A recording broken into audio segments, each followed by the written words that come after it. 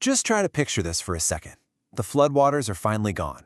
After more than a year, Noah and his family are stepping out onto dry land. The entire world has been washed clean, a total reset for humanity.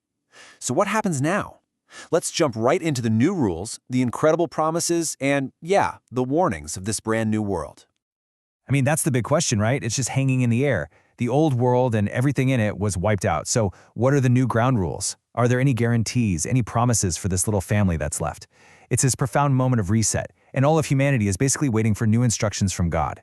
Well, God doesn't make them wait. The very first thing that happens is the establishment of a whole new order. And, it doesn't start with a list of don'ts. It actually starts with a powerful blessing that really sets the stage for everything to come. Now, does that sound familiar? It absolutely should. This is a direct echo of the command God gave to Adam and Eve way back in the garden. It's this powerful statement that, hey, despite the flood, the original plan for humanity to grow and to flourish is still on. It's a word of just incredible hope. But some things definitely did change, and in a big way. Before the flood, it seems like humanity was completely vegetarian. But now, that all changes. God gives permission to eat meat. This is a game changer, setting up a totally new dynamic between people and animals. One where humanity has authority, for sure, but also a new kind of responsibility. And with this new authority comes an incredibly serious new law. This is maybe one of the most important verses in the whole chapter. Human life is declared supremely sacred. And why? What's the reason? Because human beings are made in the very image of God.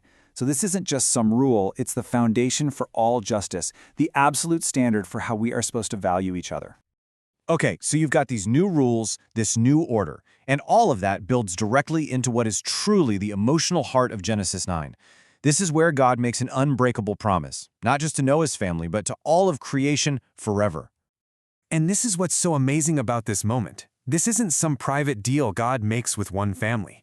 The promise explicitly includes every living thing on earth and all of their descendants. It is a universal promise from the Creator to His entire creation. And here it is, the core of the promise itself. It's a declaration of pure mercy.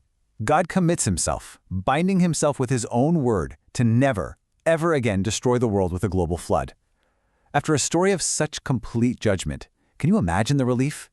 This is a word of ultimate security and grace. So let's be really clear about this word covenant. This isn't just a simple promise, like, I promise I'll do this. In the Bible, a covenant is one of the most serious, binding agreements you can possibly imagine. It's a testament to who God is, that when He makes a promise, it is forever. It is absolutely unbreakable. But a promise is just words, right? How would future generations remember it? How could they be sure God wouldn't forget? Well, a sign was needed.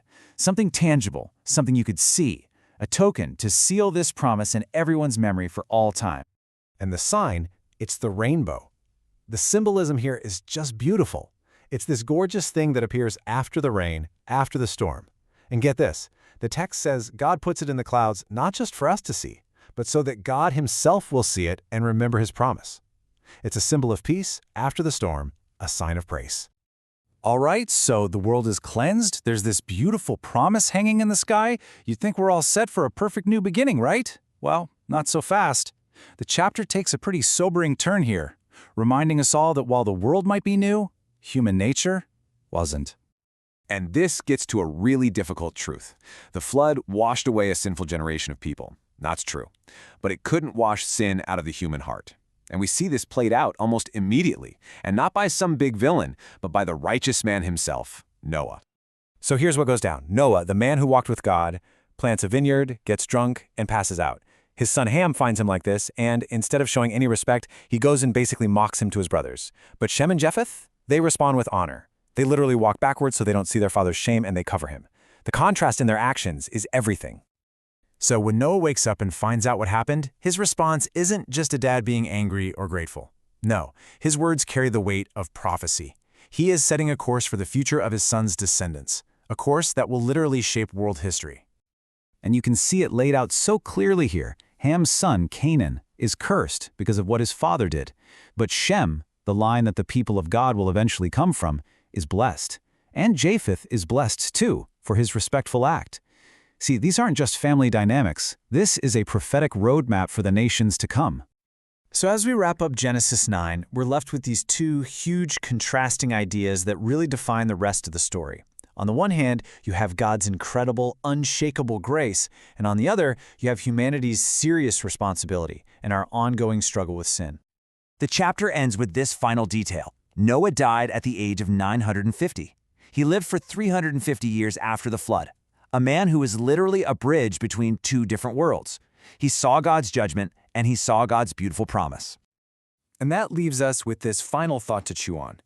This story presents a world that was forever changed by a flood and a promise, and that sign, the rainbow, is still with us. So it raises a really important question for all of us. In a world that is still obviously broken and full of storms, what does it really mean to live under the sign of a promise like that?